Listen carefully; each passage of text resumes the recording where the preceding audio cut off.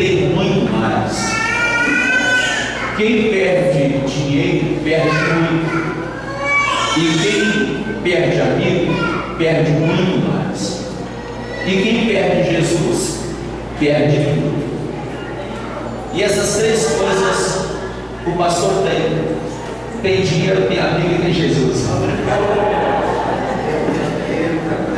Ah, não tem. Irmãos, por que o homem, mesmo tendo dinheiro, gosta de falar que tem?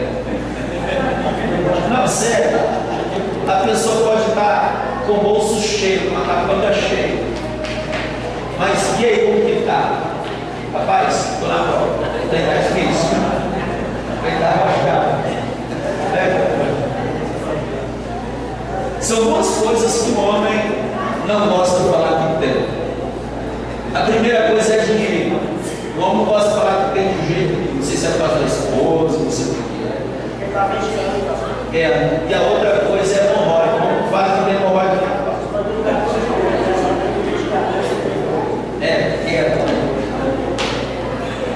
O cantor Dimas, ele tem uma coisa aí que Deus deu para ele.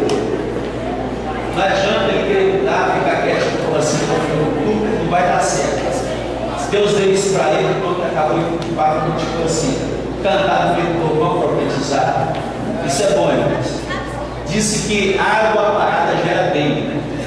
Então tem que se locomover. Aí, bom, eu sou mais quieto e acredito que alguns aqui na tribuna, mas a palavra está falando, Deus está agindo. Aleluia. Irmãos, o texto que ora lemos nos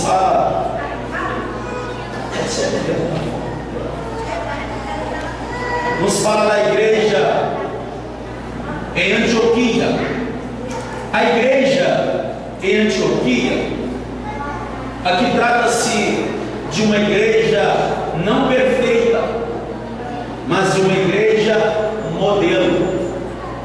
Os irmãos há de convir comigo que igreja perfeita não existe. Não existe igreja perfeita. Agora, igreja modelo, para que você possa extrair alguma coisa, aí sim existe.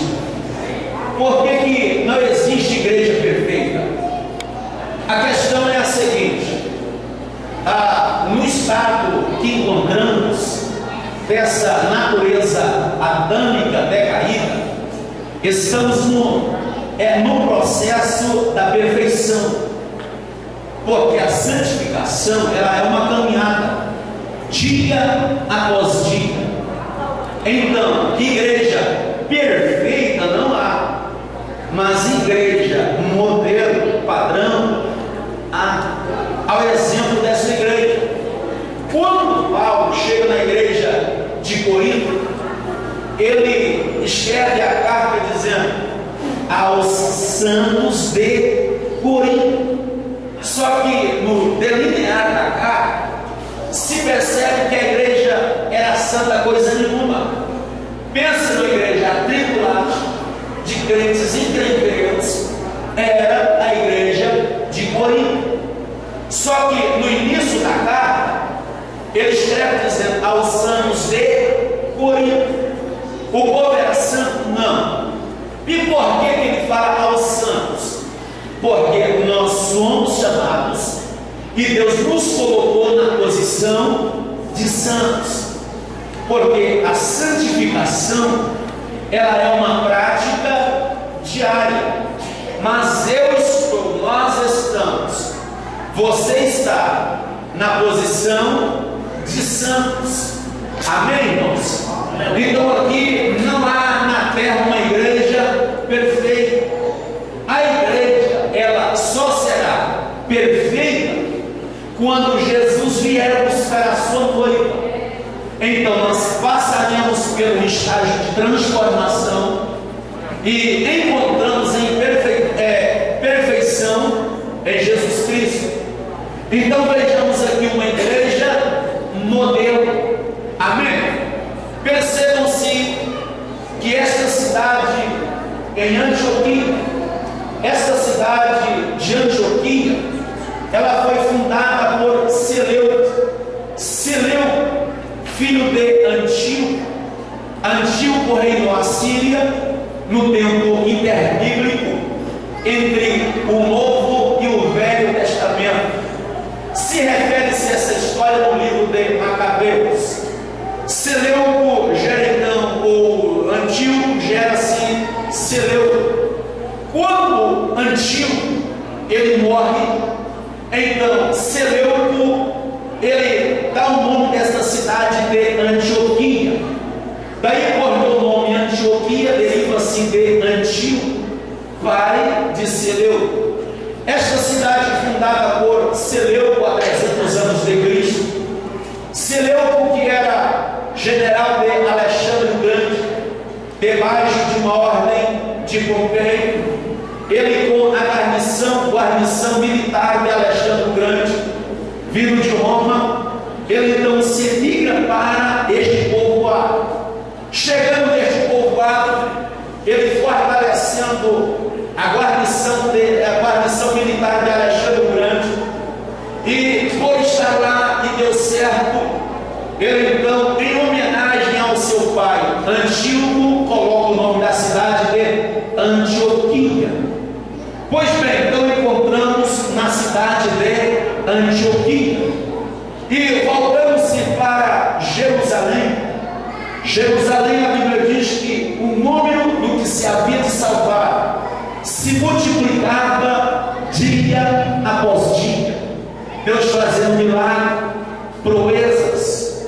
E a Bíblia diz que o povo permanecia na doutrina dos apóstolos, não em doutrina de homem, mas na doutrina que os apóstolos haviam aprendido de Cristo. A igreja cresceu, se avultou-se de tal forma que Herodes passou a perseguir-se esta igreja, e tal perseguição se origina-se depois da morte de Estevão em Atos capítulo 6. Estevão foi o primeiro mártir em toda a Bíblia Sagrada, ou aqui no Novo Testamento. E ocorreu-se que depois da morte de Estevão, então veio a perseguição sobre a igreja em Jerusalém. E tal perseguição foi tão forte sobre esta igreja que o povo, que os crentes se dispersaram sobre a terra, se imigrando-se para outras cidades, se buscando outras paragens, justamente por causa da perseguição de Herodes. Então o povo se emigra-se, busca outras paragens, outras cidades, justamente por causa da perseguição. Só que perseguidos sim, mas desanimados não. Estavam perseguidos, mas a fé latente no coração. Então um grupo de fiéis emigraram-se para esta cidade de Antioquia. Estavam lá, chegaram lá por causa da perseguição. Isso aqui é muito sério, irmãos. Agora, quando um grupo de fiéis chega na cidade de Antioquia, houve-se crescimento. Por quê? Porque a Bíblia diz que a mão de Deus era com eles. O que eu acho interessante, porque se diz por aí que uma andorinha só não faz verão, é verdade, mas um crente cheio do Espírito Santo, onde chega, ele promove uma revolução na cidade, e todos passam a conhecer a Deus através da tua vida. Então o crente cheio do Espírito Santo, ele faz verão, ele perturba os moradores da cidade, porque o que está nele é contagiado para os demais que se encontram ao seu entorno, e o nome de Deus é glorificado. Este grupo de fiéis que chegam na cidade de Antioquia, eles não se calaram, ou por onde eles passavam, eles apregoavam a palavra do Senhor Jesus. Eles pregavam, começaram a dirigir culto nos lares.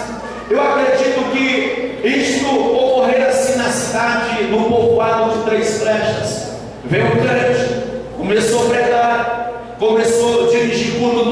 necessidades, e Deus deu o crescimento, porque o crescimento vem de Deus. E só que a questão é que por onde eles passavam, eles falavam a respeito de Cristo. E os moradores da cidade de Antioquia, quando vinha um grupo de fiel, eles falavam dizendo: aquele povo ali são pequenos cristos, aquele povo ali são crentes, são protestantes. Por que são crentes? Porque são pequenos cristos? Porque toda a conversa deles é a respeito de Cristo. Então este nome de cristão ou de crentes recebemos na cidade de Antioquia. Se origina-se na cidade de Antioquia. Interessante que há algum tempo atrás, que não é do meu tempo, mas foi informado através da história, que recebemos o nome de protestantes. Eu não vou perguntar ao pastor, porque o pastor é jovem, mas antes éramos chamados de protestantes, crentes e assim por diante. Lamentavelmente, este nome as pessoas já não nos chamam mais, já não somos mais chamados de protestantes. E quando alguém chega a perguntar a uma pessoa crente: você é crente? Ele fala: não, eu sou gospel. Agora, tudo é gospel, eu sou gospel. Sabe por quê? Porque parece que tem vergonha, ou não sei, é a perda da identidade de cristão. Porque gospel é um nome mais aceitável, é um nome que não gera tanto impacto onde você se encontra, no seu quadro de trabalho, pela posição social que o tem. Então eu sou gospel. E para as pessoas que não sabem ler, elas falam assim: eu sou gospel. Irmão, se alguém me perguntar: você é crente? Fala: em nome do Senhor, graças a Deus eu sou crente em Jesus Cristo. Não tenha vergonha que alguém lhe chame de crente. Você é crente em Jesus. Quantos concordam, levante a mão e glorifique. A questão é que essa cidade, em Antioquia, ela fora alvoroçada pela palavra do Senhor, e devido a eles estarem pregando, fazendo a obra, e o nome do Senhor foi glorificado, até tal ponto que a igreja ela foi se fortalecendo, ela foi crescendo, de tal forma que se tornou uma igreja modelo, se tornou uma igreja completa. A igreja em Antioquia é uma igreja completa, uma igreja modelo, uma igreja padrão, uma igreja que podemos olhar para o texto e extrairmos lições da mesma, porque é uma igreja formada. Deus deu crescimento a esta igreja.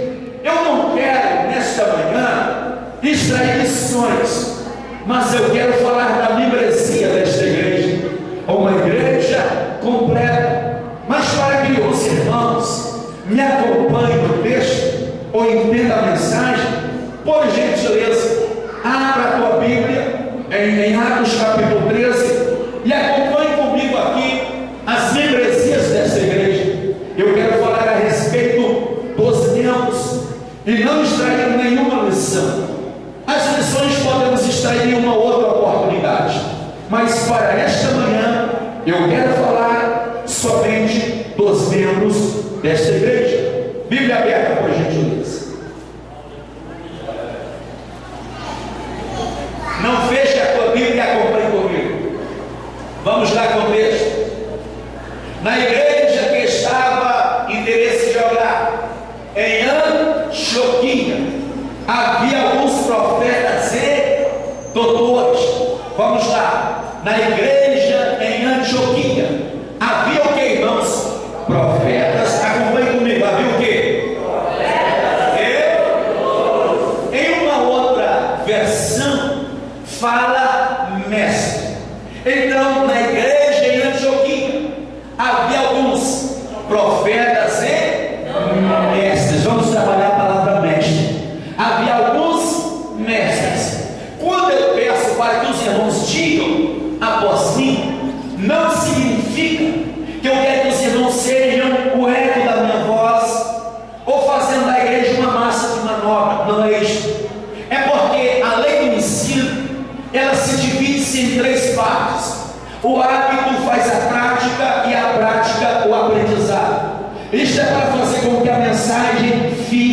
impregnada nos nossos corações, para fazer com que você nunca mais se esqueça desta mensagem.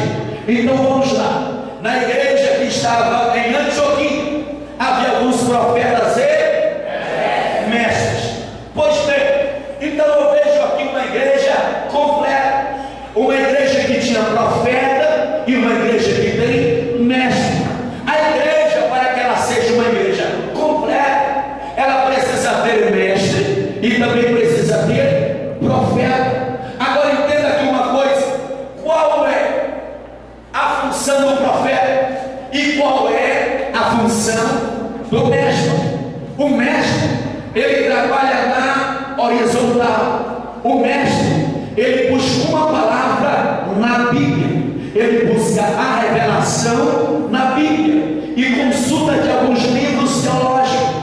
O mestre, ele trabalha na horizontal, extraindo uma revelação da palavra para transmitir à igreja. O profeta é diferente. O profeta não trabalha na horizontal, o profeta trabalha na vertical. O profeta busca uma revelação do coração de Deus e transmite à igreja. O mestre, ele busca uma revelação não na vertical, não no coração de Deus, mas ele busca uma revelação na palavra e transmite à igreja. Entendeu? Ficou claro? Então olhe para cá. Agora, a igreja do Senhor Jesus, ela não é dirigida por profecia. A igreja do Senhor, ela não é conduzida, ela não é guiada por profecia. Ela é dirigida, conduzida, alicerçada, firmada é na palavra do Senhor Jesus Cristo. Quando estou com levante a mão, abre a tua boca e vai glória ao Senhor. Eu não posso dirigir a minha vida por profecia, eu não posso alicerçar a minha fé em profecia. Eu preciso alicerçar a minha fé, ancorar a minha vida é na palavra do Senhor Jesus Cristo. Uma igreja que não é alicerçada assim na palavra, ela é enfadada ao erro, ela é candidata ao fracasso. Por quê? Porque não tem mestre, não tem alguém que conduz a igreja pela palavra. Ao longo do tempo, eu vi muito crente, consequentemente até obreiros, dizerem assim, que esta história de teologia está um fracasso para o crente. Era cheio do Espírito, entrou na aula de teologia, fracassou. Na verdade é a seguinte, é que ele já entrou no curso fracassado, porque teologia é Bíblia, e a igreja precisa de Bíblia. Quando vem o vento de doutrina, quando vem G12, quando vem alguma coisa para a igreja infiltrar-se na igreja, quando o Egito está forçando a porta para entrar-se na igreja, o mestre tem a percepção que alguma coisa errada está acontecendo. Então ele se levanta, busca uma revelação da palavra e corta os males através da palavra do Senhor. E a igreja, ela é conduzida pela palavra. Quando concordam, levante a mão, abra a boca e dá glória ao Senhor. Por que, pastor Gramacho? Porque, irmãos, a vida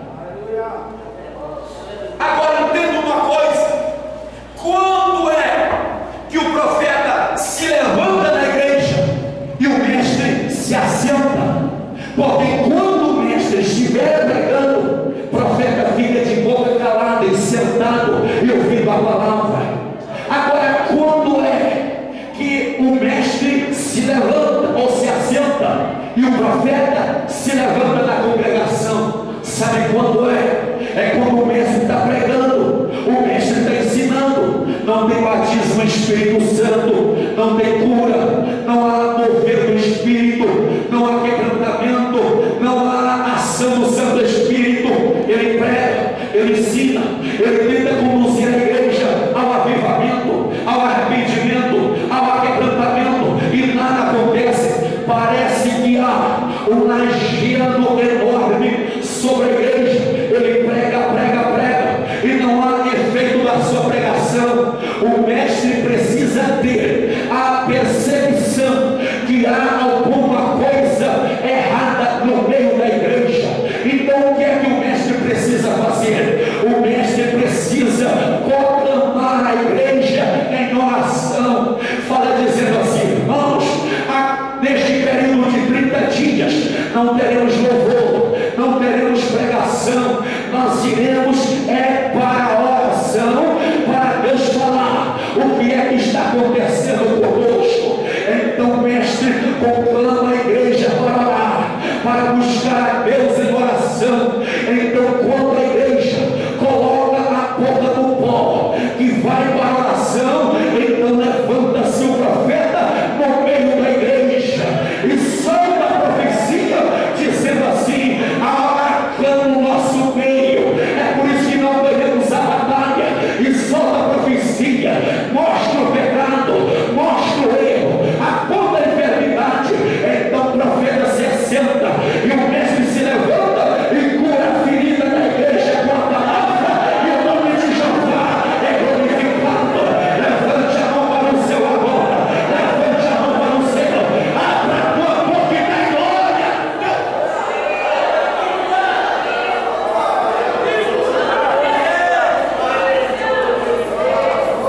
Na igreja precisa ter profecia, mas também precisa ter mestre. Aleluia! Na igreja em Antioquia tinha mestres e também tinha profeta. Agora o que eu olho na atualidade é que está tendo muito mestres, graças a Deus por isso, mas está acabando o profeta no meio da igreja. E por que, pastor Gramacho? Porque muitos mestres com uma teologia barata têm colocado uma mordaça na boca dos profetas, e os profetas já não têm mais liberdade, já não têm mais autoridade, o Espírito Santo já não tem mais a primazia no meio da igreja, e os profetas ficam calados, os profetas não podem mais profetizarem. Mas eu quero dizer uma coisa nesta manhã: Deus vai continuar falando no meio da igreja, porque Ele é Deus e é Senhor da mesma. Tem profeta que tem profeta que Deixa eu me perguntar nesta noite, nesta manhã, tem mestre aqui na tribuna? Tem mestre aqui? Eu quero dizer algo de Deus aqui: seja mestre, mas pelo amor de Deus, sejamos cheios do Espírito. Oh glória! Marca o irmão que está ao meu lado nesta manhã, marca ele agora, diga para ele: seja mestre, mas seja cheio, cheio, cheio do Espírito Santo de Jeová. Levante a mão, abre a tua boca, receba como que eu estou recebendo da parte de Deus.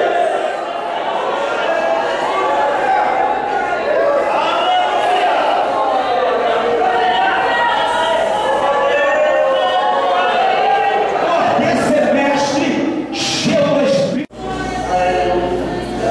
A saber, Barnabé, diga comigo, Barnabé.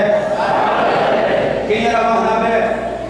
Barnabé era sacerdote e fazia parte do conselho do Sinédrio. Barnabé era pastor. Barnabé era o que, irmãos? Na igreja não tem pastor. Precisa ter mestre, sacerdote, precisa também ter pastor. Aleluia. Problema.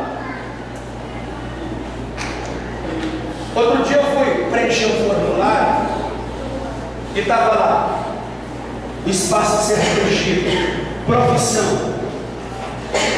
Aí o cara que foi me ajudar a preencher falou: vou preencher aqui para ti enquanto você organiza essas outras coisas. Profissão, e colocou pastor. Falei, não, meu amigo, me deu outra ficha, eu vou botar. Aqui não está falando vocação, está falando profissão. Se no formulário tivesse pedido qual é a sua vocação, eu colocaria pastor. Aí a pessoa vai preencher um formulário, está lá, profissão, e coloca pastor. Pastor não é profissão, é vocação. Coloque lá, sou pedreiro, sou carpinteiro, coloque lá alguma coisa.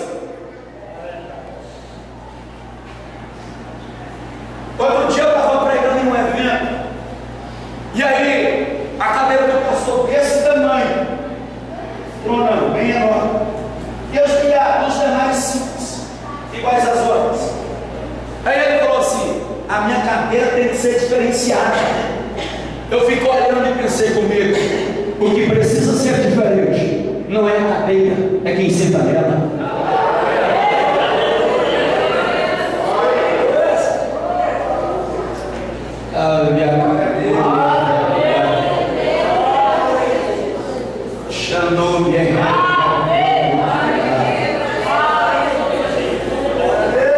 Eu estou falando de pastor, irmãos, compromissado com o rebanho.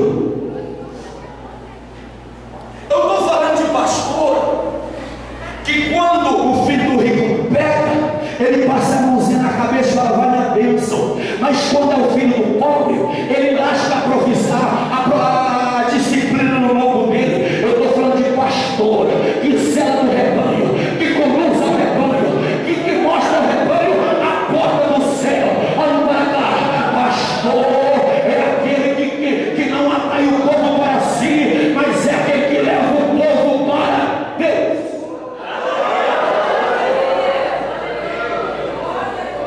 Eu louvo o Senhor a Deus pela sua vida, pastor José, pastor Júlio César. No almoço aqui nós misturamos com o povo, comemos no meio do povo, vamos. Somos melhores do que ninguém, irmãos.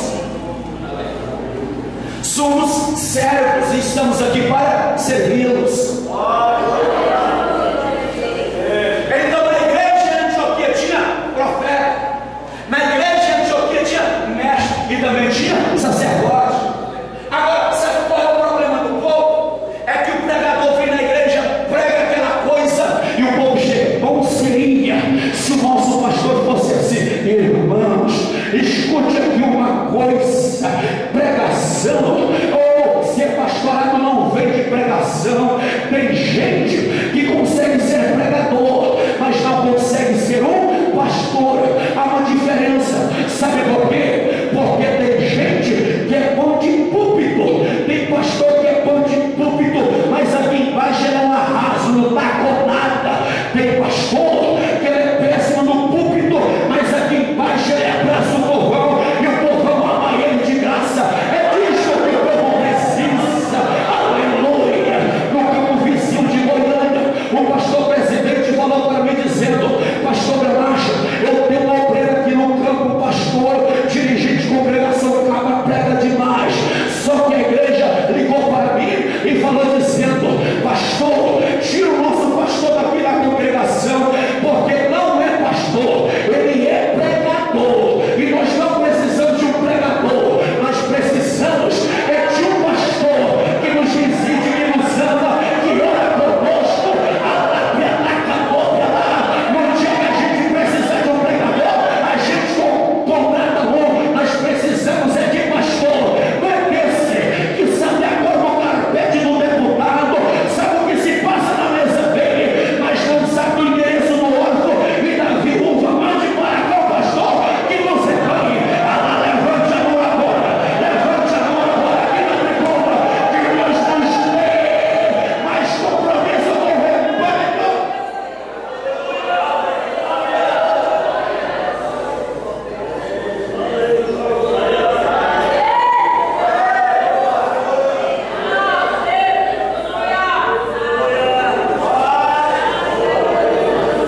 Então na igreja de Antioquia é uma igreja perfeita, ou uma igreja modelo. Perceba, na igreja que estava em Antioquia havia alguns profetas e doutores, a saber, Barnabé e Simão, chamado Níger. Diga comigo, Níger. Há outro cidadão aqui. Esse cidadão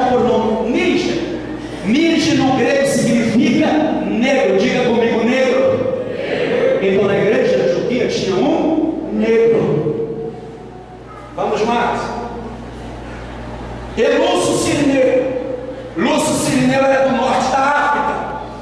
Pensa num cara pobre, lascado. Era Lúcio Cirilo.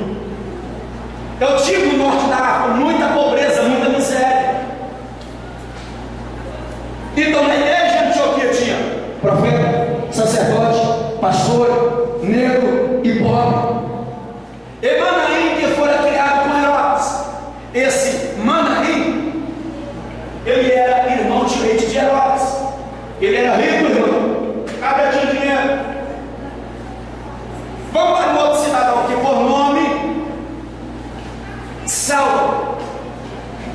Saulo era um homem inteligente. Sim ou não, pastor? E muito inteligente. Saulo era a pessoa da teologia da Saulo. Uma pessoa inteligentíssima. Então, na igreja de Antioquia tinha mestre, profeta, e o que mais? Pastor, negro, pobre e rico, inteligente. Esse Lúcio, buscando, cavando um pouquinho, ele era indouto, iletrado, não sabia ler. Então acompanhe comigo meu raciocínio. Na igreja em Antioquia tinha profeta, tinha mestre, tinha pastor, tinha negro, pobre, indouto, tinha rico e tinha cabra letrado. É uma igreja perfeita. Deus colocou o nome dessas pessoas aqui para nos mostrar que a igreja é assim. A igreja tem profeta, tem mestre, tem sacerdote, tem negro, tem branco, tem rico, tem pobre, tem dono, tem letrado. A igreja é uma igreja perfeita. A membresia da igreja é composta por estas pessoas. Agora, o que me chama a atenção é que na igreja em Antioquia não havia crítica, não havia murmuração. O pobre não era desprezado, não havia acepção de pessoas, não havia racismo. O branco não criticava Níger, que era negro. O pobre não era desprezado pelo rico. O rico não desprezava o pobre. O indulto, quando vinha à frente pregar próximo do mestre, que falava assim: nós foi, nós vai, Jesus aprova, falava tudo errado, não havia crítica. Sabe por quê? Porque o Espírito Santo estava no meio da igreja. Agora, lamentavelmente, na atualidade, o que tem no meio da igreja são panelinhas, são grupinhos separados. O pobre é desprezado, o idoso, quando vem à frente falar, muitos curvam a cabeça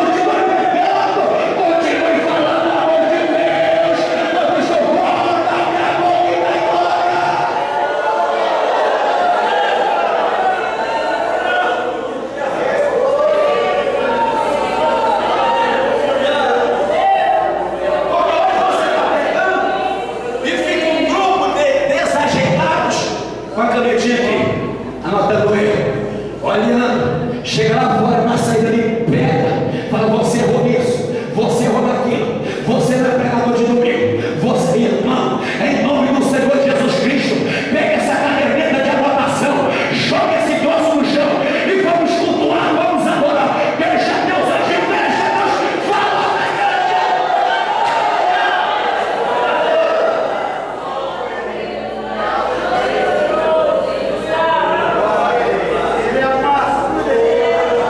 O povo não se sentia desprezado por não ter um termômetro assim. Pega essa varinha de uma coisa de outra, todo desajeitadinho, mas limpinha, bonitinha, cheirosinho. Passava limão debaixo do braço, mas estava no meio da nata da igreja. Não era desprezado. Aleluia.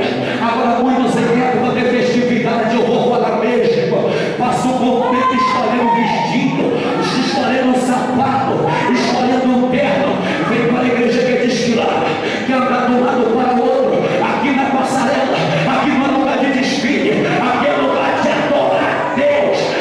Aqui para olhar o teu sapato, o teu relógio, o teu penteado, nós estamos aqui para cultuar, celebrar, bendizer, magnificar o nome do Eterno. Levante a tua mão, abre a boca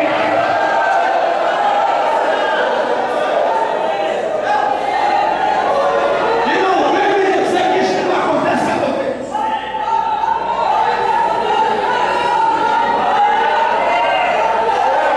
Sabe por quê?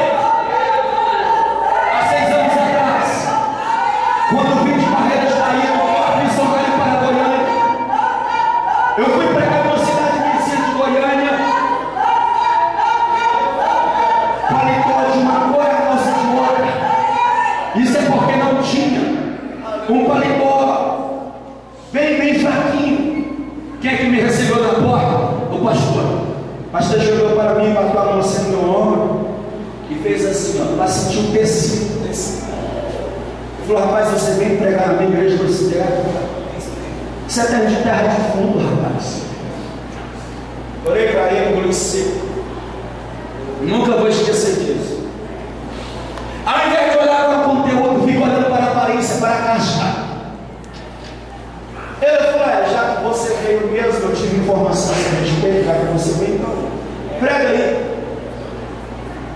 Porque a nossa igreja é uma igreja modelo, cheia de doutores, com poucos certificados. Mas prega aí. Preguei. E o tempo se passa, passou muito tempo. De repente, eu estive na Europa e eu gosto muito de terno. Eu trouxe quase que uma mala de ternos. Eu tenho terno em casa que há muito tempo que não uso, está na etiqueta. No dia que der a oportunidade eu uso. Está no cabide lá. E aí chegou um dia e eu confesso aos irmãos que não foi propositalmente. Ele falou para mim: mas que terno bonito é esse? Esse terno é do Brasil, não. Depois é importado. Ele falou: rapaz, mas como é que eu faço para um terno desse? Eu não fui propositalmente, eu havia esquecido. Deus me fez esquecer, disse que eu não faria isso. Eu falei: rapaz, lá em casa tem uma mala de terno. Cheguei ontem de viagem, a mala está feita ainda. Vamos lá, vou presentear um terno. Qual é que foi? Quando eu dei um terno para ele, Deus me fez lembrar. Aleluia. Catuca o teu irmão que está do lado, diga assim para ele: cuide bem de mim agora. Porque amanhã eu vou ser o teu padrão. A prova ela só é por um tempo.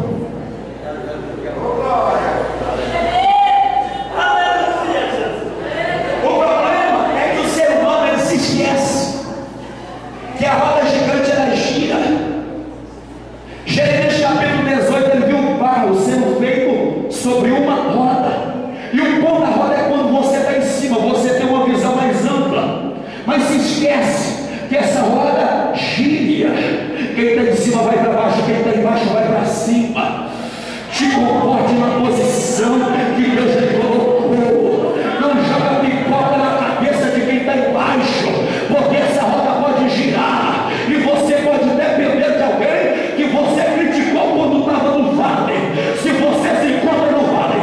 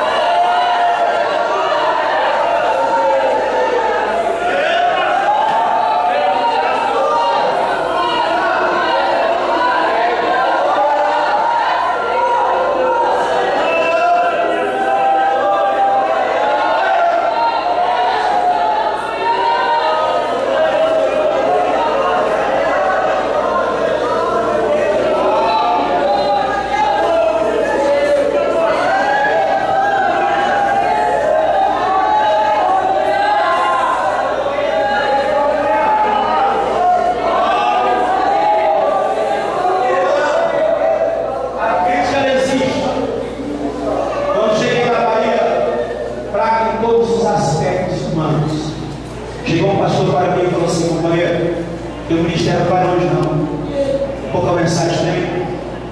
Eu olhei para ele e falei, rapaz, eu tenho uma pergunta para responder, viu? Eu falei, rapaz, eu não preciso da tua avaliação para que as promessas de Deus se cumpram na minha vida.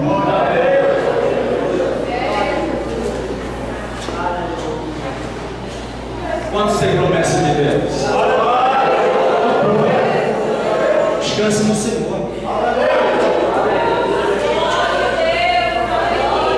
Descanse no Senhor. Porque as coisas de Deus acontecem naturalmente. Hoje nós estamos no Espírito oferecendo algo para nem saber. Nós queremos Deus.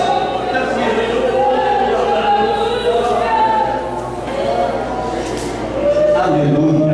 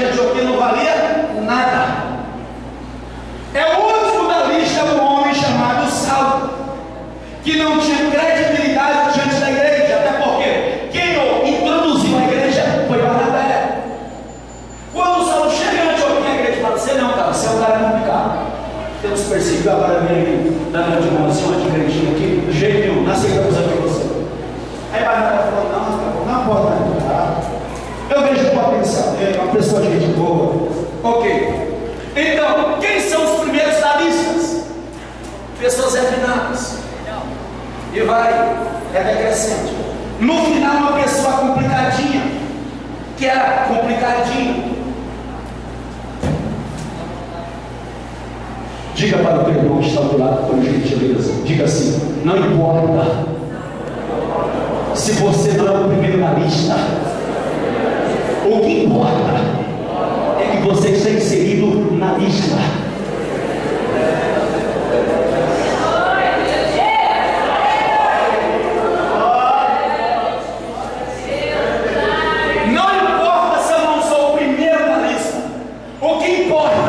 É que eu estou inserido na lista. E se eu não estou inserido na lista, significa que Deus conta comigo. Significa que eu sou importante para Deus. Significa que a minha hora vai chegar. Ei, crente, olhe para cá.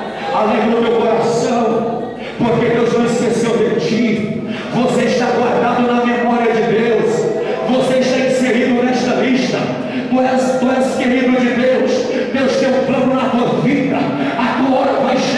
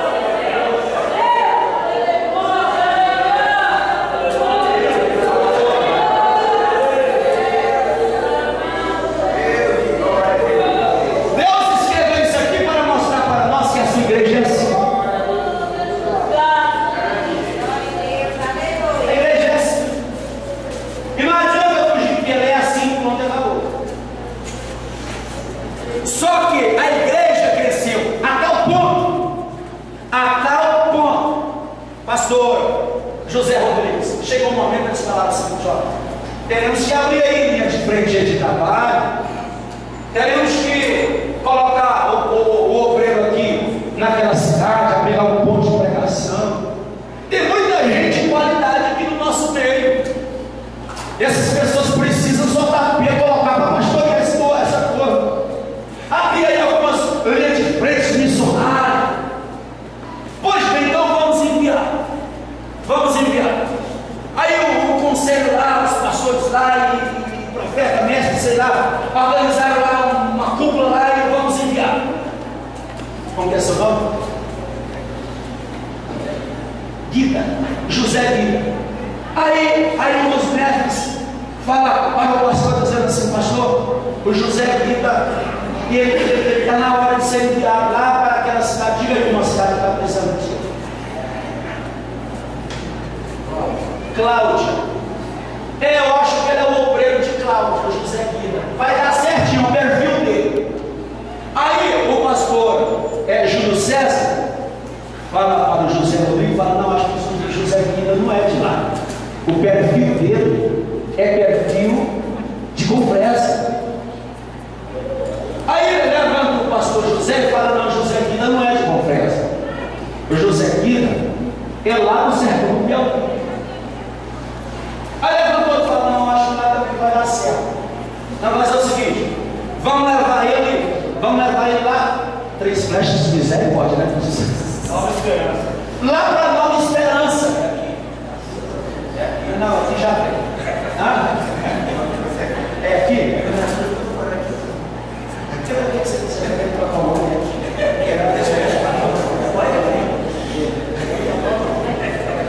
Não, vamos colocar lá naquela cidade. Eu falo: rapaz, lá eu acho que também não vai dar certo. Aí a questão é a seguinte: ficava um debate. Vamos levar para lá? Não vai dar certo, não, rapaz. Ele é o perfil dele encaixar naquele povoado. Eu falo: não, rapaz, que povoado não, tem que colocar lá na Vila Boa. Tem Vila Boa, água boa. Ele é o obreiro de água boa. Aí levantou outro cabeçudo lá e falou: não, ele ia lá de Nova Jabutina. A questão é que não chegava no denominador comum. Aí levanta um outro cidadão lá mais empoderado. Falou: gente, vamos fazer uma coisa. Ao invés da gente ficar debatendo aqui, a quem enviar e para onde enviar, vamos orar e jejuar para Deus falar.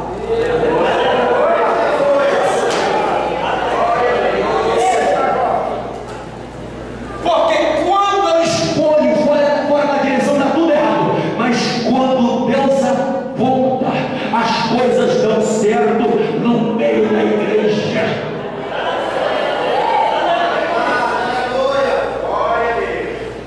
Os irmãos não precisam ser como eu, mas eu ainda mantenho aquela moda antiga de meu pai: não fazer política, não fazer sorteio no meio da igreja. Sabe lá se o povo está orando para escolher? Eu sou daquele estilo, pastor José Rodrigo, chama a igreja em oração para Deus mostrar quem será presidente de jovem, presidente de senhora. Porque quando Deus escolhe, pronto, acabou e 24, e o nome de Jeová é glorificado na minha vida.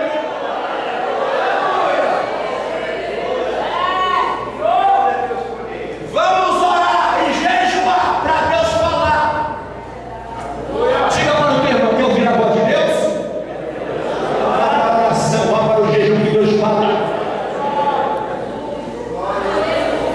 Jejuando e orando, diz o Espírito Santo. Quando nós estamos em oração, o Espírito Santo sempre tem alguma coisa para dizer. Ele não fala, porque falar é repetição, quem fala é papagaio. Ele disse no meio da igreja, e quando ele vai dizendo, as coisas vão acontecendo e o nome de Deus é glorificado. Agora, e orando e jejuando, disse o Espírito Santo: apartai para mim a Barnabé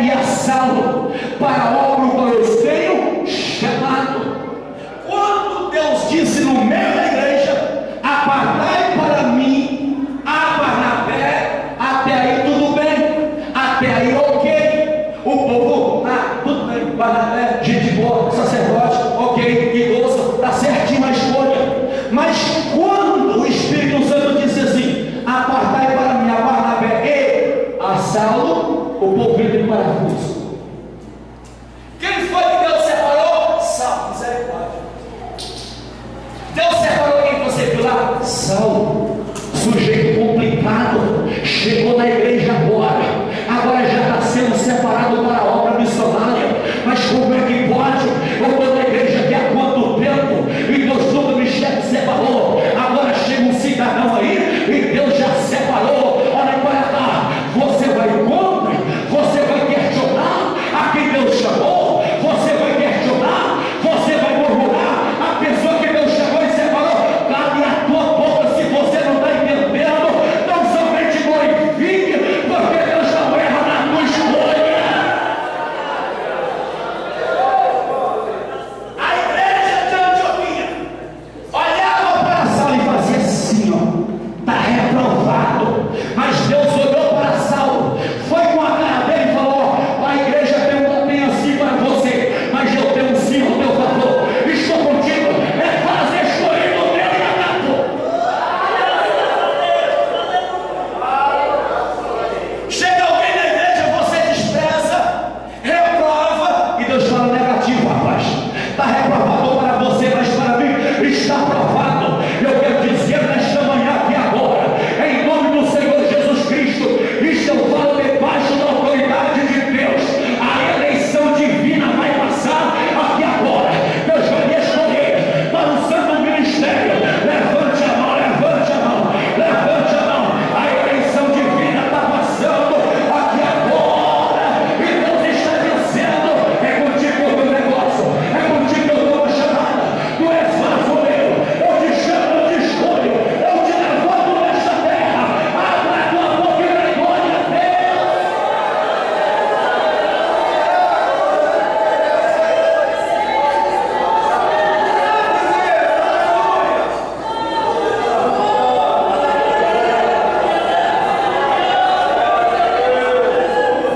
Rapaz, aquele cabra não canta nada. Já gravou um CD, mas tem chamada. Aquele cabra está pregando, rapaz. Não prega nada, mas tem chamada.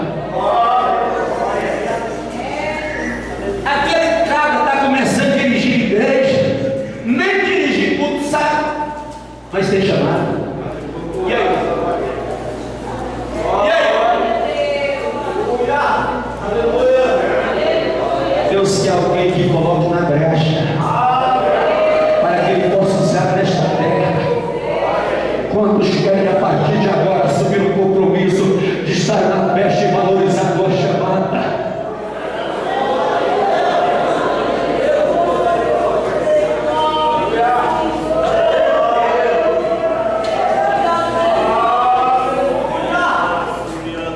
Agora,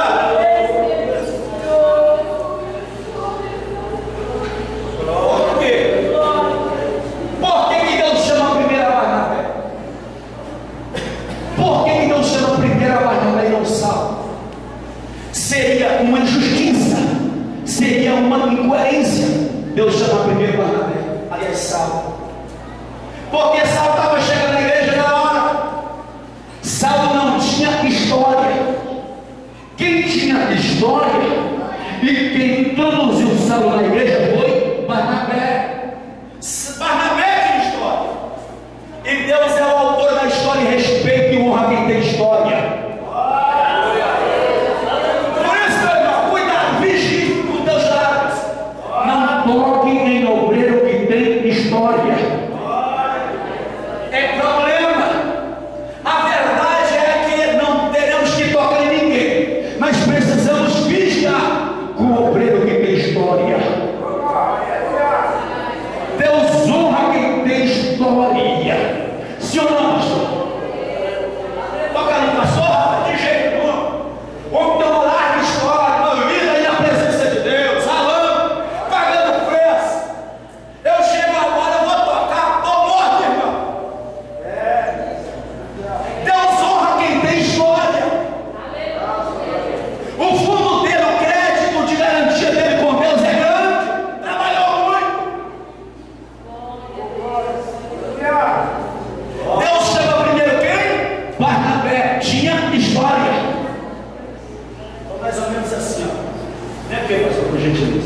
Deve estar aparecendo os seus indicadores aqui. Então, estou presente, a gente deixa aqui. Deixa problema. Não é que diria problema, mas a gente realmente deixa preservar. Aqui, Deus chamou primeiro quem, pastor José? Barnabé, e depois Saulo. Então o senhor é Barnabé, eu sou Saulo. Acontecia assim, ó. Primeiro, Barnabé e depois Saulo. Eu quero apresentar aqui na igreja o nosso irmão Barnabé. E com ele o seu companheiro, o seu ajudante, Saulo. Então vamos lá, vamos andar. Primeiro Barnabé e depois Saulo. Era assim. Barnabé primeiro. Barnabé primeiro, Barnabé. Vamos andar, manda assim. Eu vou te acompanhar. Desce lá, deixa eu ver aqui. Primeiro Barnabé e depois. Primeiro Barnabé e depois. Barnabé é. Só que o tempo se passa. Deus precisa da experiência de Barnabé e da sabedoria e a robustez de Saulo. Chegou um certo ponto, a partir do capítulo 14, que não é mais Barnabé e Saulo. Deus fez a transição. Barnabé para trás e Saulo na frente. Agora me acompanha. Agora é Saulo é? Saulo é? Me acompanha. Essa história que está na frente eu gostei. Primeiro para Saulo e depois olhe para cá.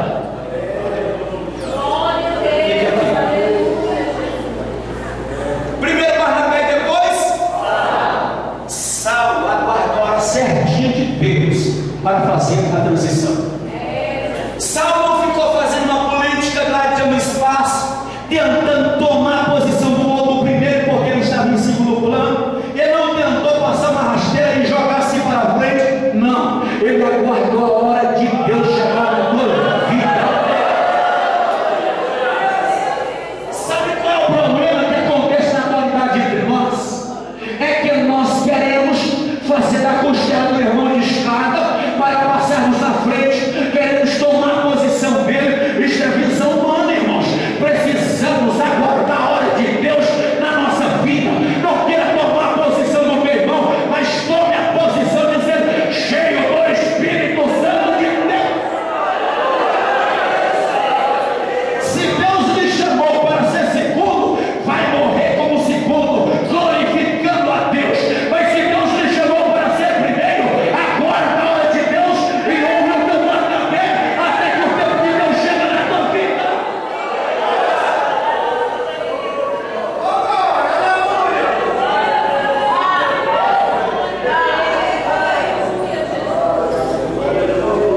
Está liderando o seu segundo líder, quer tomar espaço. Para com isso, irmão. Vamos deixar Deus agir na nossa vida.